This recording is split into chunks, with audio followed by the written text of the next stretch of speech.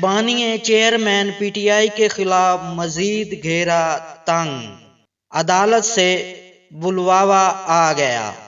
بانی chairman P T I کے خلاف مزید گھیرا تنگ، 9 مئی کو جی ایچ کیو حملہ کیس میں دہشت گردی عدالت نے طلب کر لیا۔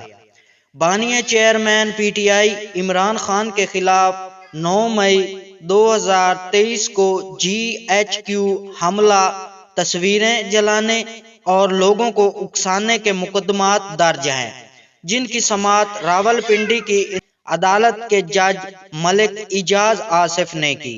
عدالت نے انہی کیسز میں عمران خان کو 9 جنوری کو طلب کیا ہے۔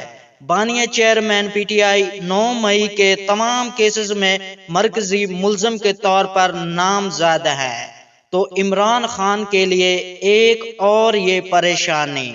ویسے بھی آج کل عمران خان کے لیے کوئی اچھی خبریں نہیں آ رہی۔ مجھ پر جرمانہ لگانے اور پگڑی اچھالنے والوں کا سود سمیت احتساب ہوگا۔ فیصل واڈا نے کہا ہے کہ مجھ پر جرمانہ لگانے اور پگڑی اچھالنے والوں کا سود سمیت احتساب ہوگا۔ سماجی رابطوں کی ویب سائٹ ایکس سابق ٹویٹر پر اپنے بیان میں فیصل واڈا نے کہا کہ مجھ پر اللہ تعالیٰ کا احسان ہے اور کسی کا نہیں، بھولا میں نہیں ہوں۔ انہوں نے کہا کہ میری ماں جو اس دنیا میں نہیں ہے، اللہ جنت نصیب کرے۔ ان کی بیماری کے دوران فیصلہ کرنے والوں نے مجھ پر جرمانہ لگایا تھا اور پگڑی اچھالی تھی۔ احتساب تو ان کا بھی ہوگا سود سمیت، اس کے لیے مجھے 20 سال ہی انتظار کیوں نہ کرنا پڑے۔ فیصل واڈا نے کہا کہ اللہ کا پھر شکر ادا کرتا ہوں کہ فیصل واڈا کے کندھوں پر رکھ کے میاں نواز شریف اور دیگر ماشاءاللہ سے اہل نے جا رہے ہیں۔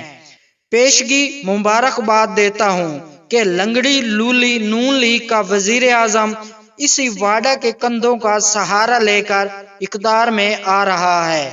بیان میں فیصل واڈا نے کہا کہ کہیں پر تیر کہیں پر نشانہ، اتنا جلد تو تندور سے نان نہیں بنتا جتنی جلدی اس کام کی پڑی ہے، وہ کیا کمال ملک ہے۔